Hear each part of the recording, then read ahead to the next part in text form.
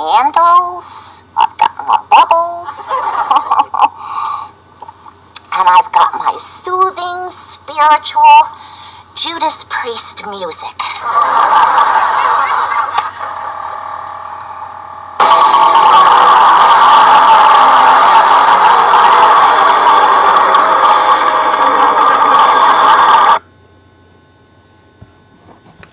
Of course, that classic is a bit from the 70s show. If you were in this generation of, TV watchers, I'm sure you know that.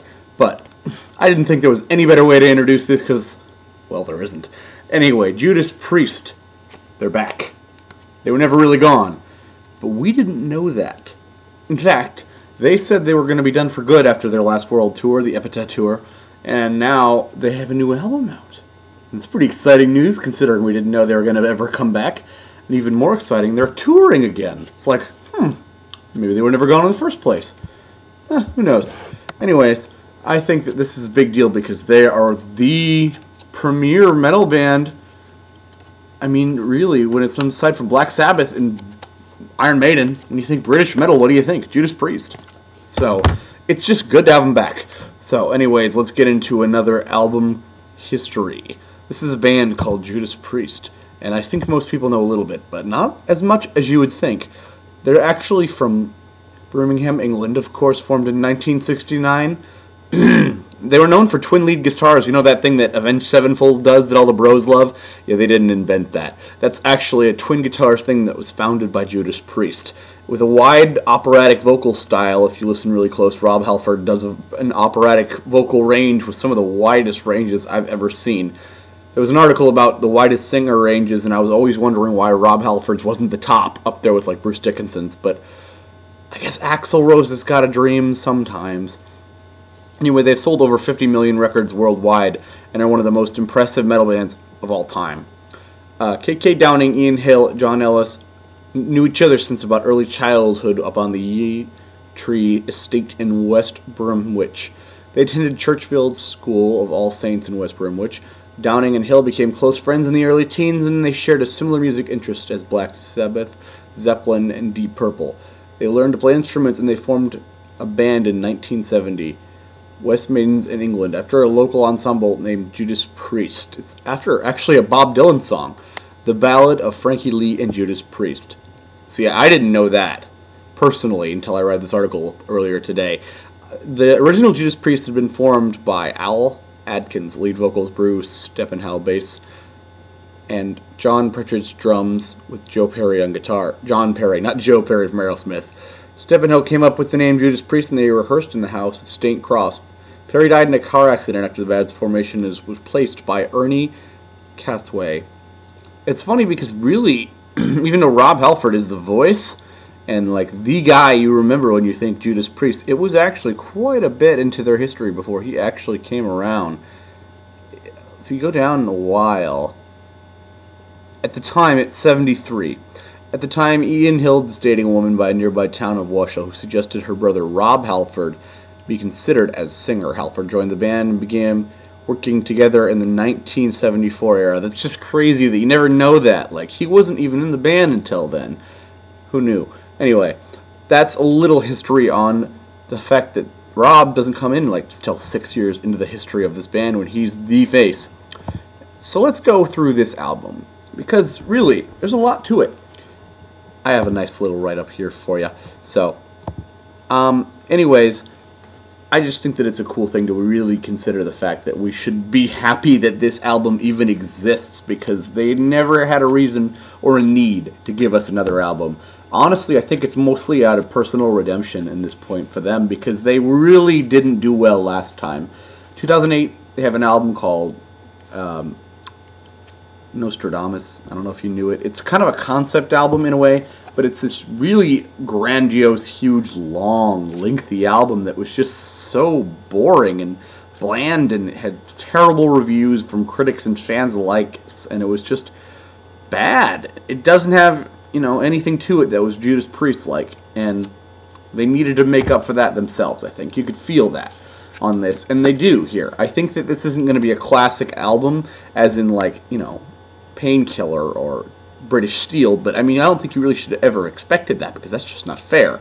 They really never had a chance to make an album like that. I'm just happy to have an album that's good, solid album, with some standout gems to listen to for the new tour.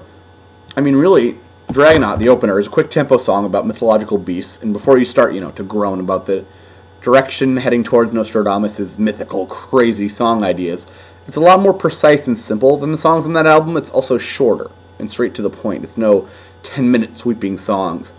It reminds me of, quickly what Judas Priest are capable of.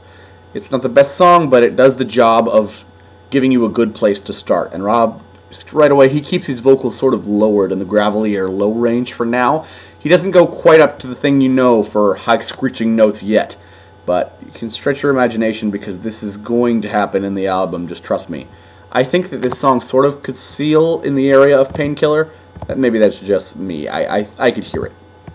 Redeemer of Souls, the title track, is a song that sounds like it came from a more classic era for Judas Priest, and that's probably because it does. And that's one of the things you really notice is that Judas Priest, they love their fans, and they try to make fans happy by touching down with old sounds from previous albums. And I personally think that they accomplished that here especially, because this one sounds like the albums of past, and just a crazy amount of awesome things happened in Judas Priest's back catalog, so when you hear this, it's a great thing. It really is. The Halls of Valhalla is one of my favorite songs on the album. It starts off slow before building to a huge guitar riff that is nicely matched by the pounding drums. It's classic. Everything's hitting in places where it should. And I really don't know how to describe this song. It is the sound you think when you think Judas Priest. Rob has never sounded better. He has the lower registers here, but it sounds great. They're reliving their glory days on this song, with everyone firing off on all cylinders. It's just a cohesive unit. And I don't know. It's one of the longest songs on here, but it's a classic. I really hope they play it on the tour. I don't know how they couldn't, considering how good it is, but you never know. When we get to Swords of Damocles as another classic Sonic Priest song, I think sort of sounds to me like it could be in the point of entry area. I try to compare it to previous albums because, like I said, they like to do that with their fans, give them what they want, so I'm trying to see if I can compare it to past albums and hear what they were going for. March of the Damned is a slower song. It's settling for a chugging guitar riff to keep the pace, but when the vocals come in, it sounds like a completely different band, to me at least. It's not that it sounds like bad music or a bad band, it's just that it's kind of like classic rock sounding. Like maybe if AC/DC had a different singer, that's what it sounds like to me. And it's different, and it kind of made me a little nervous because I didn't like the fact that it didn't sound like Rob Halford or Judas Priest. I don't know, it's not a bad song, but it's not what you want. Personally, I don't. Okay, next is Down in Flames, which opens with a classic dueling ascending guitar solos before getting to this huge groove in the song. Rob is in his lower range again, but it sounds he has like gruff, almost like Batman-esque quality. Ugh, I'm Batman. As he sings in the lower range, and it just adds to it, and it sounds different from the song before that, and it really does work a lot better. I think that I don't know. It's about being on your own terms, on top of your game, and it sounds very fitting. It's a solid entry into this album because they really wanted to end on their own terms, as the song suggests. Hell and Back starts slower, only increasing slightly. It's another song that just fits into a groove, but it's along the pace similar to March of the Damned. It's falling back into an era that I think that Black Sabbath sort of hit on in 13, because when they fall into a groove, even if it's slower, it just jams along, and kicks it through the same sound, but it feels right to hear that chugging riff. I like this song a lot, but I think that it doesn't work quite as well as 13 did. But that's, again, not quite fair. Cold-Blooded is another darker, modern-sounding version of Priest. Like, you know how in Painkiller they had some modern-sounding ones in the era, at least that it was? They try to do that here, but in a very 21st century sound. It still sounds like Priest, but with a more current vibe to it. It's like a version of Priest that maybe listened to a lot of modern metal and Rush. Okay, that, I don't know. Maybe that last part is just me. I hear a little bit of Rush in it, because it sounds like something like Clockwork Angels, which I listen to a lot. And it's a very interesting song because it sounds so different from everything else, and except for Secrets of the Dead, which is another song that sounds like that, but it's great. I really like it. It's a different sound for them, but it works so well that do it again. Why not? Metalizer starts off with a guitar solo and a blistering scream that takes us a few decades of Priest back to the Painkiller era again, and this time Rob's showing you the highness of his vocal range, even at this age, and that era sounds great to this day and should be revisited. It really should. I don't understand why they don't do it more often. Crossfire is the next one. It's one of the best songs on here, and it's the most different.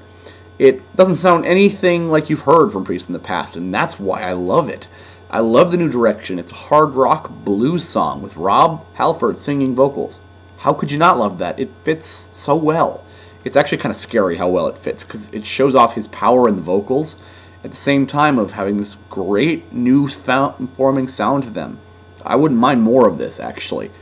Secrets of the Dead is the second modern rock Priest song. It's a solid song, but I don't like it quite as well as Cold Blooded. It's still a very good song, though.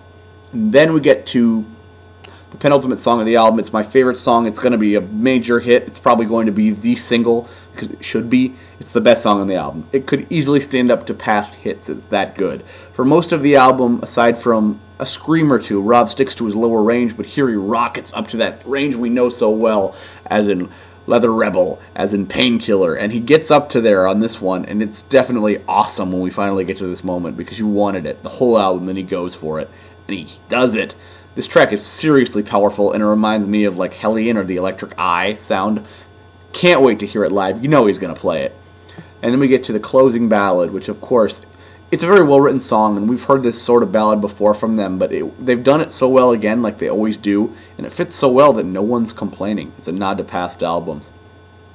As I was saying before, when you're listening to this album, there's also these 5 bonus tracks. I'll talk on that. They're different, and they don't fit with the album, but they're all good songs, with the exception of Never Forget, which I could definitely do without. It's another ballad, but a way worse one. The other ones are all pretty good metal rock tracks. They don't sound like the album's tracks, though, so I can see why they're separate. But if you want some more stuff, get it. $17. The album is, like I said, it's not classic Priest album, but it's a late, it's a very good album and a late entry from a band that has nothing left to prove except for personal redemption. And they really do redeem themselves here, because it does accomplish that solid album. And it has some serious hits and gems, I think. A lot of fans didn't think that, and they think they could skip the album altogether, but there's at least a couple songs you should really check out, because this is going to be songs they're playing on the tour. If you want to see them on tour, come on, why wouldn't you want to see them on tour? If you didn't have another reason to, come on, Steel Panther's opening. Go see Rob Halford and Judas Priest. They're going to have some songs that you need to hear, and I think that that's enough of a reason to check this album out. Halls of Valhalla, Battle Cry, Crossfire will surely be played, and they're all classics. Honestly, 3.5, 4-star album. Thanks for listening.